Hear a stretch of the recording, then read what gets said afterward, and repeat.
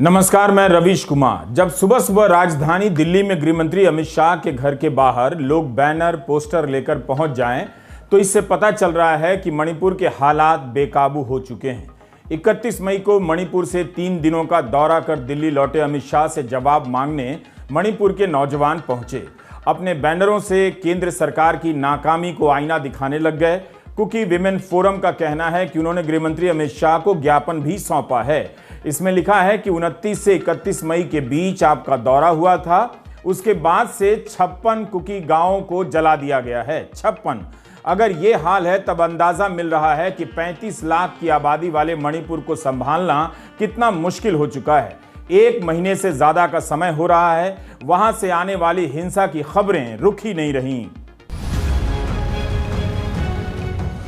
अमित शाह के घर के बाहर आज सुबह सुबह कुकी समुदाय की महिलाएं बैनर पोस्टर लेकर खड़ी नजर आईं।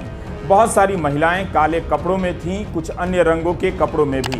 बैनर और पोस्टर पर नारे लिखे थे जिनसे उनकी मांगों का अंदाजा हो रहा था। इन बैनरों पर लिखा था कि मुख्यमंत्री बीरेंद्र सिंह तानाशाह हैं। अमित शाह जी, आपने शांति का वादा किया था, शांति कहाँ है? मणिपुर में राष्ट्रपति शासन लागू होना चाहिए। कुकी लोगों की जान बचाइए। Kuki lives matter, tribal lives matter नारों के अलावा हिंसा की तस्वीरों का भी बैनर बनाकर लाई थी। मणिपुर के जो हालात हैं, वहां की खबरों के डिटेल से अखबारों के पन्ने भर जाने चाहिए थे कि राजधानी इंफाल में हिंसा के तांडव का कोई तो अंदाजा मिले, लेकिन नहीं। कैमरों और मोबाइल फोन से भरे हुए इस दौर में भी वहां से आने वाली तस्वीरें बहुत कम हैं और जान माल के नुकसान की सही तस्वीर नहीं आ रही है। यहां आई महिलाएं दिल्ली एनसीआर क्षेत्र की कुकी महिला फोरम की सदस्य हैं। अभी तक हमारे जो घर बार है, हमारे जो गांव है, हमारे जो कुकी जोमी ट्राइबल लोग हैं, वहाँ पे जो हमारे गांव में है उनके ऊपर अभी भी अत्याचार हो रहा है, हमला हो रहा है, इनको अटैक किया जा रहा है। तो जो हम कुकी जोमी के जो औरतें हैं, जो दिल्ली और एनसीआर के हैं, और जो इंटरनली डिस्प्लेस्ड जो औरतें हैं दिल्ली में हैं, हमने बोला है कि हम विश्वास करते हैं बस सेंट्रल गवर्नमेंट पे, और हमने ये सोचा कि सेंट्रल सरकार से हम ये विनती करेंगे कि जो वायलेंस हो रहा है, हमारे खिलाफ जो अटैक अभी भी जारी है, हमारे गृह मंत्री से हम ये बात पहुंचाएं कि जैसे कि अभी 5 साल की जो बच्चा है उसको गोली मारा दिया गया है। एक 7 साल के बच्चे और उसके माँ को उसको एम्बुलेंस में जला दिया गया है। ये हिंसा हो रहा है। तो हमने सोचा कि एज विमेन वी फील जो हमारे ब्रदर्स एंड सिस्टर्स हैं, हमारे जो भाई बहने हैं हमारे गाँवों में, हम उनको सपोर्ट दे कि सेंट्रल सरकार तक ये बात पहुंचाए कि हमारे साथ अभी भी अत्याचार हो रहा है, हमारे साथ अटैक हो रहा है, और जो वायलेंस हो रहा है बच्चों को भी नहीं छोड़ रहा है। अमित शाह के घर के बाहर बैनर लेकर पहुंच जाना बता रहा है कि दिल्ली में रहने वाले कुकी समुदाय के लोगों की असुरक्षा और बेचैनियां बढ़ती जा रही हैं। 31 मई को अमित शाह ने शांति बहाल करने का वादा किया था, न्यायिक जांच की बात की थी और लूट लिए गए हथियारों के लौटा देने की अपील की थी, मगर शांति बहाल नहीं हो पा रही है। इसे लेकर कोई डिबेट नहीं है चैनलों पर, इस पर भी बहस नहीं है कि एसपी कमांडो के साथ जिस एम्बुलेंस को लेकर अस्पताल जा रहे थे, उस एम्बुलेंस में आग लगा दी गई और एसपी को भागना पड़ा। इस एम्बुलेंस में सवार एक मां और उसके बेटे के साथ पड़ोसी महिला को जला दिया गया। रविवार की इस घटना की जानकारी भी अखबारों तक मंगलवार यानी 6 जून को सामने आती है। एम्बुलेंस में मीना हैंसिंग अपने बेटे तोंगसिंग को लेकर जा रही थीं, जो दंगाइयों की गोली के छर्रे से घायल हो गया था। साथ में उनकी पड़ोसी लीडिया भी थीं। मीना हैंसिंग और लीडिया मैतेई ईसाई हैं। मीना की शादी एक कुकी व्यक्ति से हुई है। ये सभी हिंसा शुरू होने के बाद से असम राइफल्स के कैंप में रह रहे थे। कैंप पर भी हमला हो जा रहा है, जिसमें मीना का 7 साल का बेटा घायल हो गया। बेटे की हालत नाजुक थी, इसलिए अस्पताल ले जाना जरूरी था और रास्ता मैतेई बहुल इलाके से होकर गुजरता है। असम राइफल्स के अधिकारियों और मीना के पति ने सोचा कि अगर मीना और लीडिया बेटे को लेकर अस्पताल जाएंगी तो मैतेई बहुल इलाकों में खतरा नहीं होगा। लेकिन इस घटना के बारे में टेलीग्राफ और स्क्रोल की रिपोर्ट पढ़िए। एक जगह लिखा है कि इसके बाद भी एम्बुलेंस में भीड़ ने आग लगा दी, क्योंकि मीना ने कुकी से शादी की थी और लीडिया मैतेई होते हुए भी कुकी कैंप में रह रही थीं। स्क्रोल के अरुणाव सैकिया ने लिखा है कि केवल हड्डियां मिली हैं।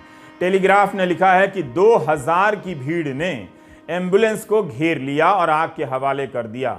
अखबार ने भीड़ के बारे में लिखा है कि कथित रूप से मैतेई समुदाय के लोगों की भीड़ थी। स्क्रोल में अरुणाव ने लिखा है कि असम राइफल्स के सूत्रों ने उन्हें बताया कि पुलिस अधीक्षक को एसपी को अपनी जान बचाने के लिए साधारण कार में बैठकर भागना पड़ा।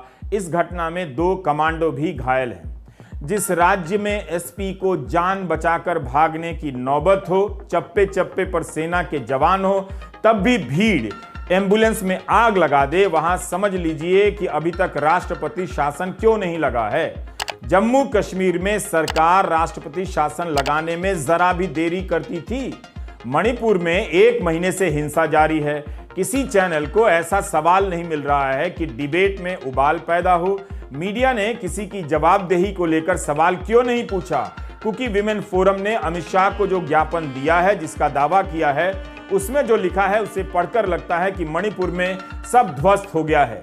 जनजातीय कुकी समुदाय के लोगों का भरोसा मणिपुर की पुलिस और असम राइफल से उठ गया है। ज्ञापन के डिटेल बता रहे हैं कि नस्ली श्रेष्ठता और जातीय गौरव की राजनीति ने एक और राज्य को आग के हवाले कर दिया है। अमित शाह के घर के बाहर प्रदर्शन करने के बाद कुकी समुदाय की महिलाएं जंतर मंतर पर आ गईं। उनके साथ नौजवान भी आ गए। जंतर मंतर की इन तस्वीरों के साथ हम आपको कुकी विमेन फोरम के ज्ञापन में कही गई बातों के बारे में बताना चाहते हैं। इसमें लिखा है कि अमित शाह के दौरे के बाद भी मैतेई उग्रवादी कुकी गांवों को जला रहे हैं। फोरम का कहना है कि अमित शाह ने हमसे 15 दिनों के लिए सीज फायर का आग्रह किया ताकि वे शांति का कोई फॉर्मूला लेकर आएंगे। हम केंद्र सरकार और उनमें पूरा भरोसा रखते हैं। उनके कहने पर हमने अपना लाइसेंसी हथियार भी रख दिया, लेकिन उसके बाद भी मैतेई उग्रवादियों का हमला जारी है। मैतेई उग्रवादियों को मणिपुर सशस्त्र पुलिस के कमांडो मणिपुर राइफल्स का साथ मिल रहा है। उग्रवादियों को पकड़ने के नाम पर, तलाशी के नाम पर कुकी गांवों की तलाशी हो रही है और कुकी वॉलंटियर को पकड़ा जा रहा है। उन्हें काबू में लेने के बाद कुकी गांवों को जलाकर राख कर दिया जाता है। हमारी तरफ कोई कुकी उग्रवादी नहीं है। कुकी वॉलंटियर कुकी गांवों की रक्षा कर रहे हैं। उनके पास लाइसेंसी और पारंपरिक हथियार हैं। यह एक भयावह बात है कि असम राइफल्स के जवानों की भी मिलीभगत की सूचनाएं मिल रही हैं। हमारी ग्राउंड रिपोर्ट कहती है कि असम राइफल्स के जवानों का नेतृत्व वो अफसर कर रहे हैं जो खुद मैतेई हैं। यह सब ज्ञापन में लिखा है।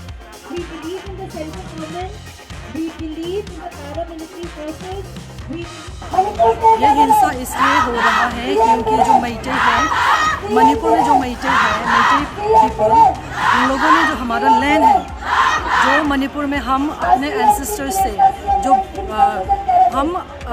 कब से जो हमारे एंसेस्टर्स से हम जो मणिपुर में रह रहे हैं, वो लोग हमारा लैंड को जो ज़मीन जो है छीनना चाहते हैं। वजह इन लोगों ने बताया है कि हम बर्मा से हैं, ये बोल के कह के हमें माइग्रेंट्स बोल के हमारा लैंड छीनना चाहते हैं। इसलिए यहाँ पे उन्होंने देश जो स्टेट का फोर्सेस, जो पुलिस है, कमांडो से, IRB से, ये सब इस्तेमाल करके हमारे लोगों को वहाँ से हटा के हमारा ज़मीन लेना चाहते हैं। बट टू बी क्लियर, हम इंडियन से, क्योंकि जो आधार कार्ड बनाया है हमने, जो हमें मिला है, वो हमारे ट्राइबल्स लोगों ने बनाया नहीं है, हमारे जनजातियों ने बनाया नहीं है खुद, वो हमारे सरकार ने बनाया है। जो हिंदी प्रदेश के लोगों के लिए यह समझना मुश्किल है कि मणिपुर में क्या हो रहा है।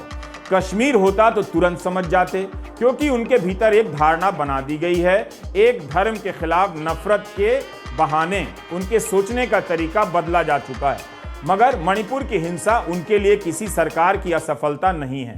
पूछ भी नहीं रहे हैं कि मणिपुर में जातीय श्रेष्ठता की आग को इस समय कौन भड़का रहा है, कौन इन्हें हथियार और समर्थन दे रहा है, जिसके बल पर अल्पसंख्यक जनजातीय कुकी के घर जलाए जा रहे हैं, गांव फूंके जा रहे हैं।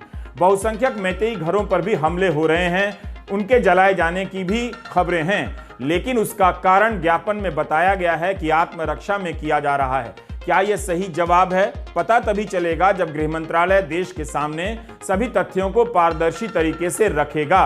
कुकी समुदाय का आरोप है कि पहाड़ों से उनके गांवों का सफाया किया जा रहा है ताकि मैतेई का विस्तार हो सके। यह भयावह बात है कुकी समुदाय के लिए। इसलिए मणिपुर में राष्ट्रपति शासन लागू करने की मांग जरूरी हो गई है। दिक्कत है कि मोदी सरकार को राष्ट्रपति शासन लागू करने के लिए अपनी ही पार्टी को बर्खास्त करना पड़ेगा। डबल इंजन करने वाली सरकार को पता है कि एक इंजन फेल हो चुका है और गाड़ी के पहियों को पता नहीं चल रहा कि वो इंजन किधर चला गया है। ये तस्वीरें तब की हैं जब अमित शाह मणिपुर गए थे। उनकी पार्टी के नेता और मुख्यमंत्री बीरेन सिंह पर कुकी समुदाय के लोगों का विश्वास जाता रहा, उन्हें हटाने की मांग कर रहे हैं। आज अमित शाह के घर के बाहर जो बैनर लेकर आए थे उसी पर लिखा था कि बीरेन सिंह तानाशाह हैं। आरोप लग रहा है कि मणिपुर सशस्त्र बल के कमांडो मैतेई उग्रवादियों का साथ दे रहे हैं। ये कोई सामान्य आरोप तो नहीं है। कुकी समुदाय ने अमित शाह से मांग की है कि पहाड़ों में कुकी गांवों के बाहर सेना की चौकी बनाई जाए। ये हालत हो गई है। कुकी और मैतेई गांवों के बीच बफर जोन बने। मणिपुर सशस्त्र बल के कमांडो को घाटी में ही तैनात किया जाए जहां मैतेई बहुल के लोग रहते हैं। आरामबाई तेंगोल और मैतेई लिपुन के उग्रवादियों को पकड़ने का अभियान चले। भारतीय सेना के मैतेई अफसरों और जवानों का तबादला हो। अगर तुरंत ये कदम नहीं उठाए गए तो पहाड़ों से कुकी गांवों का सफाया हो जाएगा। देखिए, पहले तो दो दुश्मन इसलिए इतना फीलिंग्स आ चुका है कि आप देखेंगे जो 3 मई से जो इंसिडेंट चल रहा था, जिस तरह वायलेंस हुआ इम्फाल में, वहाँ जैसे लोगों को भगाया गया गांव में, तो इसको लेके ये बफर जोन बोला गया है। और आप देखेंगे कि मणिपुर जो है वैली है, फिर हिल्स है, तो वैली से जो अटैक हो रहे हैं वो पूरे हिल एरिया में हो रहे हैं। तो एक buffer zone in the sense जो बॉर्डर एरिया है वहाँ पे कुकी के घरों को जलाया जा रहा है। अब उस बॉर्डर को भी पार करके वहाँ पे स्टेट कमांडोज, ये संस्थी जैसे आरामबाई तेंगोल है या मैतेई लिपुन है, इनके आदमी आके ब्लैक कपड़ों में स्टेट कमांडो के साथ आके घरों को जलाया जा रहा है, विलेजेस को जलाया जा रहा है। और उसके बाद आप कल का विज्ञापन देखेंगे जिसमें वन ऑफ द इंटरव्यू में जो मैतेई लिपुन के जो चीफ हैं उसने डायरेक्ट एक थ्रेटनिंग दिया है ट्राइबल्स को कि वो अगर जो भी सेपरेट डिमांड या जो भी होते हैं मणिपुर के अंदर, मैतेई का डिमांड जो नहीं फुलफिल होता तो वी विल डिमोलिश। एक डायरेक्ट थ्रेटनिंग दिया है थापर सर के इंटरव्यू पे। ऐसा क्यों लगता है कि कुकी गांव पहाड़ों पर से समाप्त हो जाएगा? अब देखिए, जो सारी स्टेट मशीनरी है, अगर स्टेट मशीनरी पूरी इन्वॉल्व है, स्टेट के एम्यूनिशन इन्वॉल्व हैं और ऐसे ऐसे हैवी बम्बार्टमेंट हो रहे हैं, मोटार यूज हो रहे हैं, रॉकेट लॉन्चर्स यूज हो रहे हैं, अगर ऐसे हैवी आर्टिलरी अगर यूज होती है कॉमन सिटीजन्स पे, कॉमन विलेजर पे, तो ये तो तय है कि डिस्ट्रक्शन होगा। डिस्ट्रक्शन में कौन मरेंगे? हिल एरिया मरेंगे, हिल के एरिया के लोग मरेंगे। वहाँ तो सारा नेटवर्क जहाँ जहाँ पे उन लोग की जो पॉपुलेशन ज़्यादा है, जैसे इम्फाल वैली में है, तो वो लोग सारे नेटवर्क बंद करके अपना पावर यूज़ करके मैतेई सीएम बीरेन सिंह और अपना मिलिटेंट्स सुनिए, आरामबाई तेंगोल, मैतेई लिपुन और इनके जो state forces along with CM Biren, Meitei CM Biren, इन लोगों ने सारा मिलके जो मैतेई और कुकीज है वहाँ पे सारा मैतेई अगेंस्ट नहीं है हमारे साथ। कोई मैतेई है जो इन मिलिटेंट्स को नहीं चाहते, जैसे कि हम, तो वो लोग भी नहीं चाहते कि ये जो मैतेई लिपुन से आरामबाई तेंगोल है, मैतेई सीएम बीरेन है और इनकी जो स्टेट फोर्सेस है, कोई वहाँ पे कुछ फ्यू मैतेई है और बाकी कुकीज हम नहीं चाहते कि ये लोग मणिपुर में रहें। बाकायदा इस ज्ञापन में मांग की गई है कि सेना में तैनात मैतेई जवानों और अफसरों का तबादला किया जाए। मैतेई और कुकी गांवों के बीच बफर जोन बने। ये आपने सुना था कभी और सोचा था कभी? अमित शाह को दिए गए ज्ञापन से लगता है कि मणिपुर में दो समुदायों के बीच विश्वास बहाल करना आसान नहीं। कुकी महिलाओं ने यही कहा कि जल्दी एक्शन लीजिए, इसके पहले कि पहाड़ों से कुकी के गांव गायब हो जाएं। मणिपुर से संबंधित जो इंटरव्यूज़ हम देख रहे हैं, जो रिपोर्ट हम पढ़ रहे हैं, आलेख जो छप रहे हैं, उसे साफ समझ आता है कि वहाँ असम का एजेंडा दोहराया जा रहा है। असम में बांग्लादेशी घुसपैठ का एक मिथ तैयार करके एनआरसी लागू किया गया, जिसके चलते लाखों गरीब लोगों को बेघर-बार होना पड़ा, परेशान होना पड़ा है। ऐसा ही मणिपुर में एक खास धार्मिक समुदाय को लक्षित करके मिथ तैयार किया जा रहा है। हिंदुत्ववादी ताकतें इस मिथ को परोसने में सफल होती दिख भी रही हैं, लेकिन पिछली बार की तरह वो ओवरटली एंटी ईसाई या एंटी मुस्लिम नहीं दिखना चाहती हैं। इसलिए दो आदिवासी समुदाय के झगड़े के तौर पर इस हिंसा को दिखाया जा रहा है, परोसा जा रहा है, लेकिन निश्चित तौर पर यह एक केंद्र सरकार को बताना चाहिए कि केंद्रीय सशस्त्र बलों से लेकर राज्य की पुलिस को लेकर कुकी समुदाय में जो अविश्वास बना है वो कितना सही है। क्या यह आरोप सही है कि मैतेई लोगों को पुलिस का समर्थन मिल रहा है? अगर इस हिंसा में राज्य की भूमिका है तब बताइए कि संविधान क्या कहता है। क्या इसकी जांच नहीं होनी चाहिए कि कुकी समुदाय के लोगों को निशाना बनाने के लिए क्या राज्य सरकार की तरफ से उग्रवादियों को छूट मिली? यह कोई छोटे मोटे आरोप नहीं है। अमित शाह से इतना तो पूछा ही जा सकता है और वे खुद देश को बता सकते हैं कि मणिपुर में आतंकवाद के समाप्त हो जाने का उन्होंने कई बार ऐलान किया है। तो फिर ये सब क्यों हो रहा है? कौन लोग हैं जिन्हें केंद्रीय बल से लेकर राज्य की पुलिस काबू में नहीं कर पा रही है? और ये लोग किस किस समुदाय के हैं? इन्हें हथियार कहां से मिल रहा है?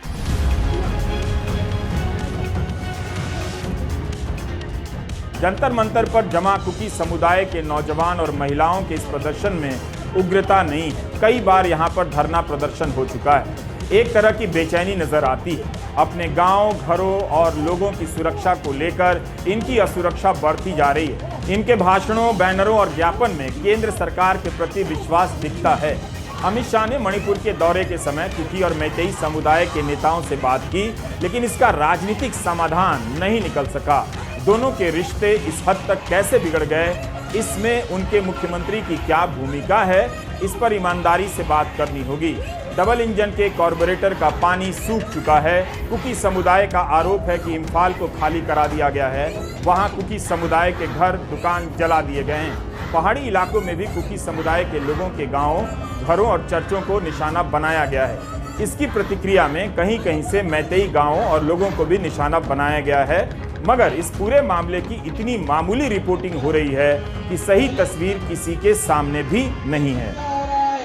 अमित शाह के आने के बावजूद मणिपुर के मैतेई मेजॉरिटी फिर भी गांव में जाकर गांव को जला रहे हैं, लोगों को विधवा कर रहे हैं, बच्चों को मार रहे हैं। द हिंदू अखबार की विजेता सिंह ने लिखा है कि सेना और केंद्रीय बलों के 20,000 जवान तैनात हैं। बीएसएफ के 1,000 जवानों को हवाई जहाज से उतारा गया है। मणिपुर की आबादी करीब 35 लाख होगी, तब भी एक महीने से राज्य में हिंसा पर काबू नहीं पाया जा सका है। बहुसंख्यक मैतेई और अल्पसंख्यक और अनुसूचित जनजाति के कुकी के बीच की हिंसा में 100 से अधिक लोग मारे गए हैं। ऐसे वक्त में देखना चाहिए कि देश के रक्षा मंत्री किस तरह के ट्वीट कर रहे हैं। हमने राजनाथ सिंह का निजी ट्विटर हैंडल देखा है। अगर हमसे चूक नहीं हुई है, होगी तो सुधार कर लेंगे, लेकिन जितना ध्यान से हमने देखा है उसमें इस एक महीने में मणिपुर की हिंसा पर देश के रक्षा मंत्री का एक भी ट्वीट हमें नहीं मिला। 6 जून को राजनाथ सिंह ट्वीट करते हैं कि महिला सशक्तिकरण की दृष्टि से पीएम श्री नरेंद्र मोदी के नेतृत्व में सरकार ने कई कदम उठाए हैं। भारत की नारी शक्ति जहां देश के संकल्पों को पूरा करने की दिशा में पूरे उत्साह से काम कर रही है, वहीं राष्ट्र के विकास को भी नई ऊर्जा और गति दे रही है। #9 years of women led development। हम नहीं कहते कि ट्वीट ही सारी चिंताओं का पैमाना है, लेकिन अंदाजा मिल जाता है कि मणिपुर के हालात पर रक्षा मंत्री की सार्वजनिक सक्रियता और चिंताएं कैसी हैं। बालेश्वर रेल दुर्घटना पर अमेरिका के रक्षा सचिव के ट्वीट को जवाब देते हुए राजनाथ सिंह लिख रहे हैं कि उनकी श्रद्धांजलि ने दिल को छू लिया है। मणिपुर में सेना के हजारों जवान तैनात हैं। कम से कम यही बता दें कि क्या वहां से आ रही चीख पुकार की आवाज उनके दिल तक पहुंच रही है। कम से कम गृह मंत्री या गृह मंत्रालय का कोई अधिकारी ही दिल्ली में प्रेस को बताए, कुकी समुदाय को बताए कि पहाड़ों में उनके गांवों को जला देने की खबरें सही हैं या नहीं। तस्वीर दिखा दे, सैटेलाइट पिक्चर दिखा दे। इन सवालों का जवाब यह नहीं हो सकता कि प्रधानमंत्री की पूर्वोत्तर के राज्यों में गहरी दिलचस्पी है। तो फिर प्रधानमंत्री कहां हैं? क्यों एक महीने से मणिपुर जल रहा है? केंद्र सरकार की सूचना एजेंसी पीआईबी की 6 जनवरी 2023 की प्रेस रिलीज है। इसमें लिखा है कि अमित शाह ने आज मणिपुर के मोइरांग में 1311 करोड़ रुपए की 21 विकास परियोजनाओं का उद्घाटन व शिलान्यास किया और कहा कि प्रधानमंत्री श्री नरेंद्र मोदी जी और मणिपुर के मुख्यमंत्री श्री एन बीरेन सिंह के नेतृत्व में आज मणिपुर आतंकवाद, बंद और ब्लॉकेड से पूर्णतया मुक्त होकर विकास, शांति और खुशहाली के रास्ते पर आगे बढ़ रहा है। मोदी सरकार ने पूर्वोत्तर के लिए क्या किया, हम उसकी संपूर्ण समीक्षा नहीं कर सकते, लेकिन मणिपुर के हालात बता रहे हैं कि जो करना चाहिए था और जो इस 1 महीने में करना चाहिए था वो नहीं किया गया है। शायद पूर्वोत्तर की नीतियों के नाम देखेंगे तो लगेगा कि सरकार ने कितनी मेहनत लगाई है इन नामों और नारों को गढ़ने में। यह कमाल की सरकार है। हर चीज का या तो पौराणिक नाम है या ऐतिहासिक नाम है। नाम और नारा गढ़ने में मोदी सरकार का जवाब नहीं लगता। क्या आप जानते हैं कि प्रधानमंत्री की पूर्वोत्तर नीति का संक्षिप्त नाम पीएम डिवाइन है? ये सरकार की किसी नीति का नाम हो सकता है? डिवाइन के आगे देवता भी लगा देते, कौन रोक रहा था? चल क्या रहा है इस देश में? पीएम डिवाइन का पूरा नाम है prime ministers development initiative for north east region. गजब है, कोई योजना का नाम ऐसे भी सोचा जाए कि पीएम देवता हो जाए, पीएम कृपा हो जाए और पीएम क्रोध भी कभी कभी। पीएम क्रोध के तहत जो किसान एमएसपी मांगेंगे उनके साथ ऐसा बर्ताव हो जैसा कुरुक्षेत्र में हुआ। पुलिस की लाठियां किसानों को दौड़ाने लग जाती हैं। आजकल सूरजमुखी उगाने वाले किसान न्यूनतम समर्थन मूल्य की मांग ही तो कर रहे थे। वैसे लाठी खाते इन किसानों को पता होना चाहिए कि वे उर्वरक का इस्तेमाल कम करें। इसके लिए पीएम प्रणाम योजना है। किसानों ने आज शाहाबाद में इस लाठीचार्ज के विरोध में धरना दिया। कहा कि सरकार को न्यूनतम समर्थन मूल्य देना ही होगा। मोदी सरकार की योजनाओं के नामों का अलग से अध्ययन कीजिए। पीएम डिवाइन कमाल का नाम लगता है। इस तरह पीएम वरदान हो जाए, पीएम देवलोक हो जाए, पीएम देवता हो जाए तो हाउसिंग सोसाइटी के अंकिल खुशी से झूम जाएं जैसे कोई उन्हें पौराणिक कथा पर बनी एनिमेशन फिल्म दिखा रहा हो। कवच नाम भी कम आकर्षक नहीं है, लेकिन जब लोग मर गए ट्रेन दुर्घटना में तो पता चला कि योजना का काम अभी मुख्य ट्रेनों तक भी नहीं पहुंचा है। 12 अक्टूबर 2022 की पीआईबी की एक प्रेस रिलीज में लिखा है कि प्रधानमंत्री श्री नरेंद्र मोदी की अध्यक्षता में केंद्रीय मंत्रिमंडल ने आज एक नई योजना पूर्वोत्तर क्षेत्र के लिए प्रधानमंत्री की विकास पहल पीएम डिवाइन को वर्ष 2022-23 से 25-26 तक 15वें वित्त आयोग के शेष 4 वर्षों के लिए मंजूरी दे दी है। 100% केंद्रीय वित्त पोषण के साथ पीएम डिवाइन नाम की नई योजना केंद्रीय क्षेत्र की एक योजना है और इसे पूर्वोत्तर क्षेत्र के विकास मंत्रालय डोनर द्वारा लागू किया जाएगा। प्रधानमंत्री ने एक्ट ईस्ट पॉलिसी के साथ एक और नारा दिया है, act fast for north east और act first for north east, है ना? तब फिर मणिपुर की हिंसा को फर्स्ट और फास्ट तरीके से क्यों नहीं रोक पा रहे हैं? एक नारा और है, ये भी हमें केंद्रीय सूचना एजेंसी पीआईबी की एक अन्य प्रेस रिलीज से मिला है। 3 पी का नारा, पीस, प्रोग्रेस और प्रॉस्पेरिटी। तो मणिपुर के हालात को काबू में करने के लिए किसे पुकारा जाए? 3 पी को, पीएम मोदी को, पीएम देवता को, पीएम देवलोक को या पीएम डिवाइन को? इधर हाथ फेरिए तो इधर का सामान गायब, उधर हाथ फेरिए तो उधर की समस्या गायब। मणिपुर की घटना पूर्वोत्तर को लेकर प्रधानमंत्री की सक्रियता पर गंभीर सवाल उठा रही है कि वो सक्रिय क्यों नहीं है। कांग्रेस के मीडिया प्रमुख जयराम रमेश ने ट्वीट किया है कि मणिपुर की घटना पर प्रधानमंत्री चुप क्यों हैं? शांति की अपील क्यों नहीं कर रहे हैं? वहां सभी दलों का प्रतिनिधिमंडल क्यों नहीं भेजा जा रहा है? ठीक है, मोदी सरकार में कोई जिम्मेदारी तय नहीं होती है, लेकिन वहां पर डबल इंजन की सरकार है। इस हिंसा में सरकार की भागीदारी तो तय की जा सकती है या नहीं? नमस्कार, मैं रविश कुमार।